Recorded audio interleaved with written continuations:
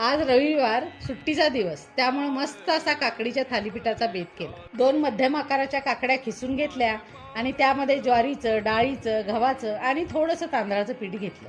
हिरवी मिरची, लसूण आणि कोथिंबिरीचं वाटण घालून काकडीच्या अंगशा पाण्यामध्येच ते पीठ मस्त असं मळून घेतलं। पीठ 10 मिनिटं झाकून ठेवलं आणि त्याच वेळेमध्ये किचन कट्टा आवरला।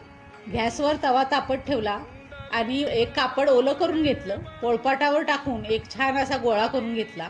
पीठ छान मुरलंय आपलं आणि अगदी मऊ झालंय, त्यामुळे आरामात अगदी पातळ असं थापून घ्यायचं आणि त्यानंतर ना तवा मस्त असा ग्रीस करायचा, कारण पहिलं थालीपीठ बऱ्याचदा निघत नाही, पण कापड घातल्यानंतर जर हातानं छान पसरलं ना तर आणखीन पातळ व्हायला मदत होते। मग साईडनं ना मस्त असं तेल सोडून घ्यायचं आणि एक झाकण घालायचं। झाकून झाल्यानंतर ना लगेचच दुसरं थालीपीठ करायला घ्यायचं आणि दुसरं थालीपीठ पूर्णपणे थापून होईपर्यंत ना आपलं आधी घातलेलं थालीपीठ अगदी तेवढ्याच वेळामध्ये झालेलं असतं। थालीपीठ ही ना गरम गरमच खायला छान लागतात, त्यामुळे माझी सवय आहे की करत करतच सगळ्यांना नाश्ता द्यायचा।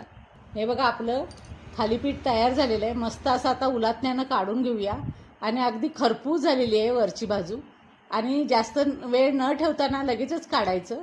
दोन्ही बाजूने भाजायची काही गरज नाही आहे। आणि जसं पहिलं थालीपीठ आपण घातलं होतं ना, अगदी त्याच पद्धतीनं आता हे मी दुसरं थालीपीठ घातलं।